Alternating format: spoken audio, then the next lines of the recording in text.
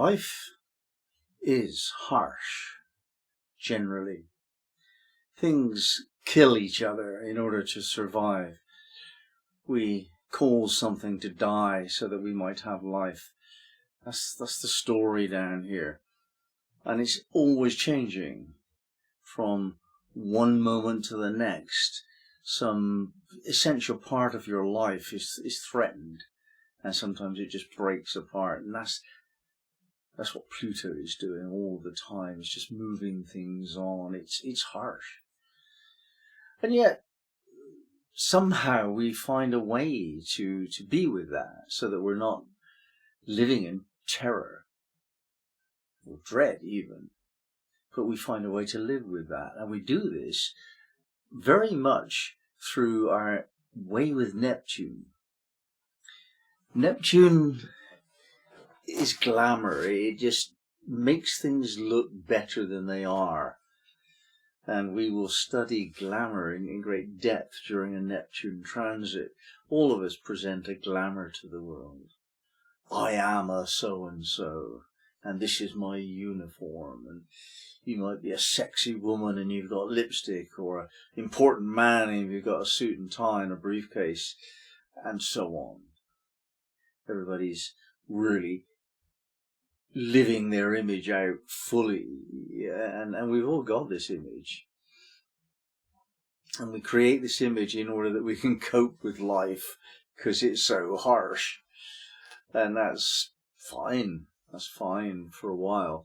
But then a Neptune transit comes along, and we find that what we were using as a glamour isn't appropriate anymore. We employed it at an appropriate time to do the job it needed to do, which was to soften our involvement with life, even at risk of losing our authentic sense of self. Because as soon as you present yourself to the world, you get to invest yourself in the presentation. And if that's quite a long way different from how you really are, then you get caught up in a lie. And that is something which you would find very embarrassing to expose. And so you eventually hide the lie from yourself. Now that's when we've got a problem. And it's not a rare event. This is commonplace. This is very rarely not done. Almost all of us are living some kind of a lie. We pretend that we are this, and in fact we're not quite that. We'd like to be that, but we got lost somewhere in our fake it till you make it kind of game, and we faked it and we didn't ever make it and we're still faking it. That's actually true for most people. They tell lies to themselves. And a Neptune transit comes along and that lie is exposed. And you come to terms, you have to come to terms with yourself as having been deluded. You were in a relationship that was just not what you thought it was. There was abuse. There was unmet expectation. There was an agreement that wasn't ever made and just assumed differently by both parties. You didn't talk things through, and you both assumed it's okay with the other, and it's not. That kind of relationship falseness is exposed. So if you are being false in your relationships, you can't expect them to survive a Neptune transit. Really not an important one. Some of the Neptune transits are really fundamental, like to the sun, to the moon, to the ascendant midheaven, and to itself. Neptune square Neptune in your midlife period. These are fundaments of your evolutionary process. And the fundamental thing is to expose yourself to your own lies and rework them to come up with a new way forward. And if you really get into the spirit of the Neptune transit, it's not only a wrong relationship that breaks, it's also an inappropriate career. the wrong way to live, the wrong place to live, the wrong friends to hang out with. Anything that's just a lie in your life is, in other words, it's not an authentic representation of who you actually are. Anything like that, it will be dissolved, it will be washed away. And since most people really do live that kind of falseness, most people experience Neptune transits as rather a radical inconvenience, to say the least. They're quite upsetting. And I've relatively recently gone through a Neptune transit by square to my moon, and my life was washed away. And then I replaced it with something else, another version, and that was washed away too. You know, Neptune is really doing the job properly. It's a big, big deal, Neptune transit. And you don't know what's going on unless you're very lucky enough to be talking to a good astrologer at the time, or you're good enough to work it out for yourself, which is, I wasn't. You know, it's a big deal, this. We all tell each other lies, and they are exposed during the Neptune transit, and that's frightening, and it's very unsettling, and it's disturbing, because there's no safe space. You can't go to a certain person or a certain place or a certain way of being and know that that's okay. The whole of your perceptual mechanism is just being changed, you know, almost like the structure of your being is dissolved. And Neptune will attack those things that certainly must be false, like the idea that structure itself has endurance. It doesn't. Any structures that you've created for your life have a time limit on them. They work for a while, but they immediately suffer entropy and they erode. As soon as they're crystallized into form, they're already degenerate, because that's the process of Neptune. It just takes away from structure. Such structure does not have endurance indefinitely.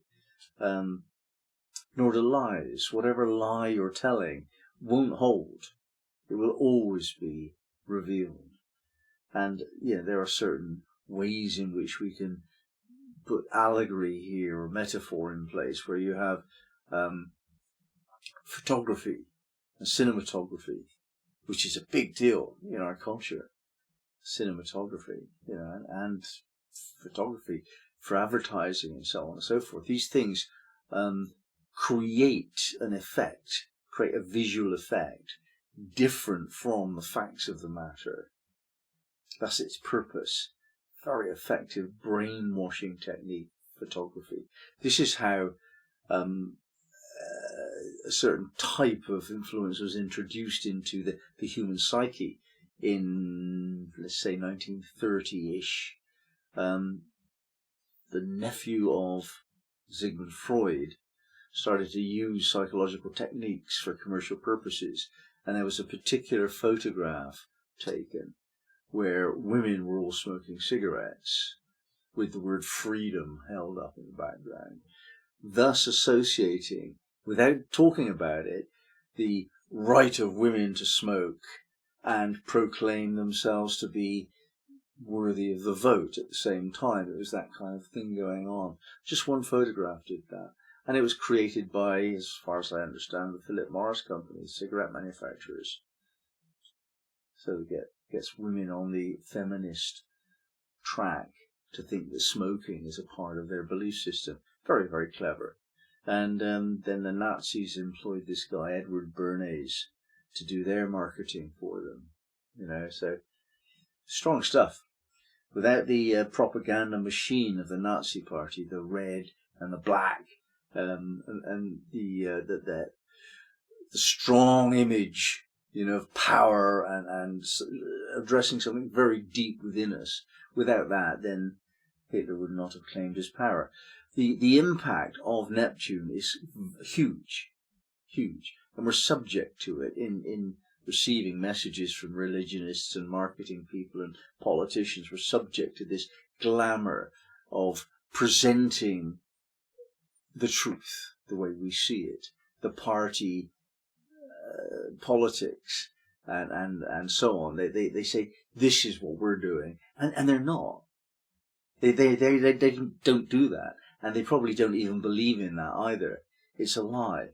And if we were not to have Neptune transits, we would live in the lies that we create for ourselves, inescapably.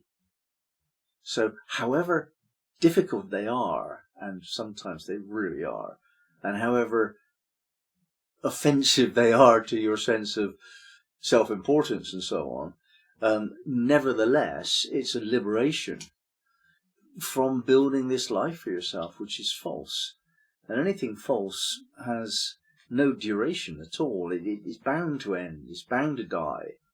And therefore Neptune transits just bring that about, actually in a soft and gentle way. You know, the final results are very impactful and threatening to our sense of well-being and self-importance and so on, but the process is usually soft with Neptune. The kind of things that we expect to lose during a Neptune transit would be things like fairy tales, such as you're going to live happily ever after because you marry the right person. First of all, there is no such thing as the right person. That's a fairy tale. Secondly, there is no such thing as happily ever after. That's another fairy tale. You know, and we've believed in fairy tales in different forms. In my childhood, the fairy tale was, on the one hand, if you got a certificate and you got your job and you found a good employer, then you'd be secure. If you bought your house, that was a good investment. There was money considered to be safe as houses. And if it was in the bank, it was very solid. All of these fairy stories came to grief when actually Neptune went into Capricorn. And so the whole thing that life is safe and you can secure yourself against emotional difficulties by finding the right partner, and securities of food and so on by finding the right career and job. All of these fairy stories are we're subject to the disabuse of those. You know, we're disabused of that false belief through a Neptune transit. And you ask yourself, would you rather know the truth or live in the lie that's been created for you by powerful people? And for my money, I want to know the truth, even if it's uncomfortable. And many people don't. Other things associated with Neptune, apart from the whole of romance, you know, romantic behaviour is well celebrated culturally, isn't it? Who's charming is a compliment, but it is actually a lie. Romance is a lie. It's building up a promise that you're going to break. You know, you talk to somebody in a certain way, considerately and lovingly during the courtship period, and then it soon kind of degenerates into selfish claims as soon as the glister of the first gold is removed. So romance is a Neptune lie, and that's washed away during Neptune periods. And another one is drugs. Many of us have had a druggy experience. Caffeine. 85% of the world is on caffeine every day. 85%. Alcohol. Big everywhere. Marijuana. Also very big everywhere. And like when we're into those experiences of a different consciousness through substance, that gives us an illusion. On caffeine, we're not quite as energetic as we want to be, and so eventually we burn out and we pay a bigger price. On alcohol, where we're not that joyful or exuberant, and we go down, we have a hangover, and we get to need it. It becomes a negative thing quite quickly. And dope is okay once a week, you know, once a month or something, but if you do it every day, it's not okay. You're just wasting your life, really. If you know, you're certainly diminishing your life capacity to achieve.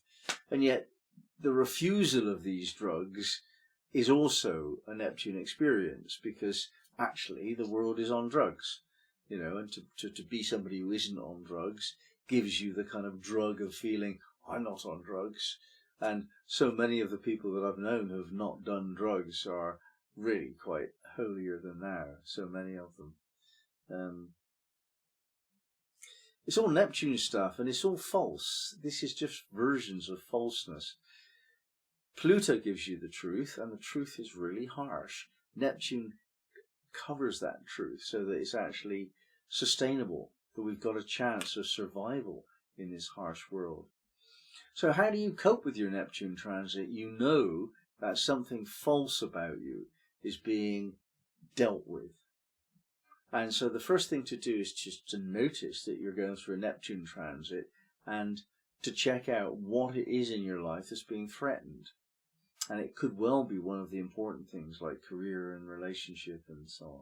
But it might be something less impactful than that. But you have to kind of notice what's being threatened. And then you have to come to a very great state of kind of spiritual authenticity. I don't think it's fair to sort of assume that you're going to be able to experience heaven on earth if you're telling yourself lies. It doesn't seem to make sense, does it? If you're false about who you are and what you want and what you're doing and your deep, darker, secret self, if you're false about all of that, I don't see how you can expect to be okay in life. It doesn't make any sense, does it? It's just intuitively wrong. So Neptune's trying to just get you to understand that consciously, that whatever it is you're pretending to do instead of doing, that has to change, because that is not the path towards happiness. That's the path towards loss and confusion. And the thing that you will lose is yourself. You'll lose access to the truth of your being. And I've seen people do this. When they start telling lies for convenience sake, and this could well be in their 20s, you see bits of them almost falling off. You know, you see bits of people that were really, really nice once becoming quite nasty, you know. And they're not really nasty people, but they've capitulated. They've given in to the need that society has to function on lies. Now, Neptune is not only the disillusionment of lies, it's also the creator of lies. And that's very interesting, isn't it? All of this photography and the drugs experience is like creating the illusion of a life that's not really in existence. Even beauty itself doesn't look beautiful when you get up close. You look at the scene of an ocean vista, and it looks wonderful, oceans and cliffs and, you know, birds and things. And you get closer to these things, and they're horrible. The ocean is salty. You can't drink in it. You can't even stand on it. You die. And the cliff is rugged and dangerous, and the bird in on your side at all, it'll have your food and it'll create disease. They're all horrible things, really, and yet they look beautiful. And this is what Neptune does. It makes what is actually quite horrible look all right. And we need that. Without that, we would live in terror and dread, like the dinosaurs, the days of the dinosaurs where we were prey. We'd be like that, because that's actually how it would be if the Pluto reality of life was in our face all of the time. So we need Neptune to soften how it is in this life.